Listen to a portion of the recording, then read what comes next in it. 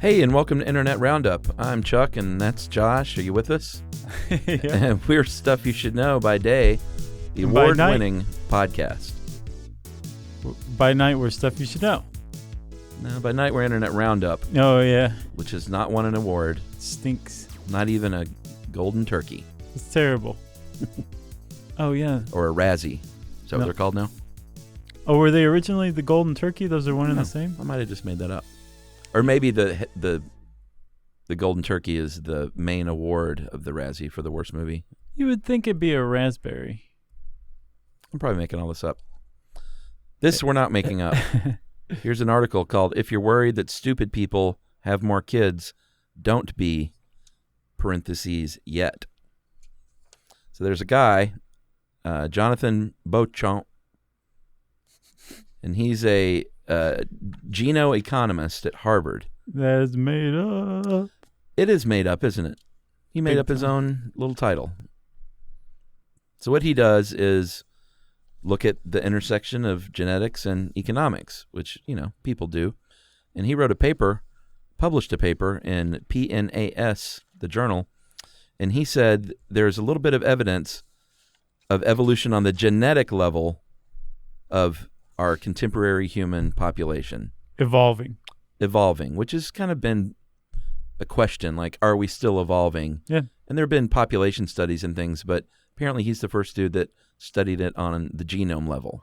Yeah, and found evidence, statistically speaking, he found evidence of evolution in the human genome on two data points. Right. One was the onset of the age of menstruation.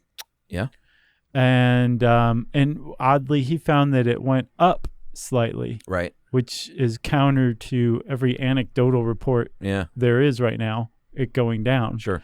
And then he also found that there was a negative correlation between education level and the number of people or the number of offspring a person has. Yeah. So when you put it together, what you have is that he found, statistically speaking again, that natural selection is selecting for people who have less education. Yeah.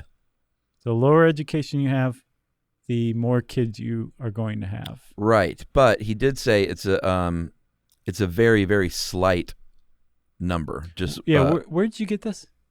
what article? Or I'm not sure where this came from. I don't either, but they went out of their way to say these are initial findings. Right. None of this is proven. Don't freak out. Almost so much that they tripped over themselves with it. Yeah, I agree. Because I got to the end of the article and I was like, wait, what? Yeah. What was this story? Yeah, it was a little convoluted for sure. But it's like I said, it's a very slight evolutionary selection. 1.5 months less education around the world. Right.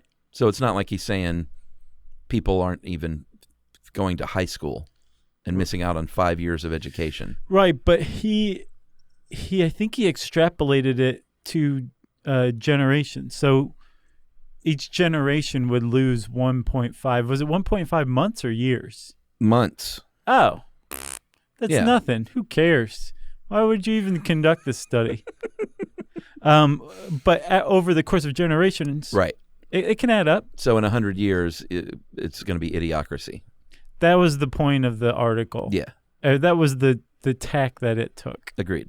But if you really look into it, this guy is the first person to find, again, at least statistically, evidence of human evolution. Yeah, on the Because genome level. Because again, it's not just a correlation. He's finding a correlation on the genetic level, like you said. Yeah. Evidence of something that has to do with people having fewer kids the higher the education level you attain.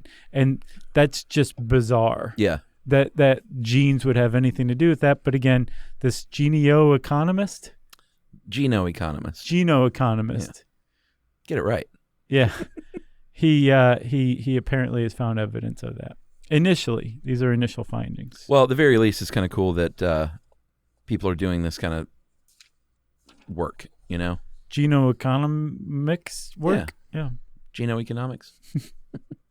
All right, moving on to something completely different. And now for something completely different. Yeah. Josh found an article called, and this is from dangerousminds.net. Great site. Scouting merit badges for cool stuff. They used a dirty word, though. Mm-hmm. Cool stuff like prank calls, grave robbing, and arson. And there's an artist named Luke, D-R-O-Z-D. Yeah. How do you pronounce that? Is it D silent or the Z? Or neither one? Droge. Or both? Droge. He made these little merit badges, and they look just like little Cub Scout merit badges. Mm-hmm. But there's one for cryptozoology, one for money laundering. There's one for violent revenge. It's a skull with a knife in it. That's pretty fun. Home dentistry. It doesn't get better than that. Prank calls. Not bad. Invisibility. That's a good one. Oh, yeah. That's the Invisible Man. Time travel, mob justice. And the great thing is I believe you can actually buy these. Yeah, probably, right? So I went on to the dude's site, Luke Drozd, LukedRozd.com. And there is a shop button, which I have just punctured with my mouse cursor. And there's the guy's a great illustrator. Is this your first time using a computer? And then you punctured it with your mouse cursor? And then there's a full set of 16 merit badges for 50 pounds. Oh wow, 50 pounds of what? 50 pounds of money. Oh. Which if you pay in pennies, yeah, that is a smart way to do it. Paying $100 bills, you're an idiot. I thought it might just be 50 pounds of whale blubber. That's no. That's not expensive. Oh, you're thinking ambergris. Yeah, ambergris. He'd come out smelling like a rose. It's whale vomit. Well, he wouldn't smell like a rose. You know what I mean. But they use that in perfume. Yeah. Isn't that weird? It is weird. So, LukedRozd.com, and there's a shop, and you can go get these awesome merit badges if you're rolling in money. Yeah, who doesn't want a arson badge on your vest?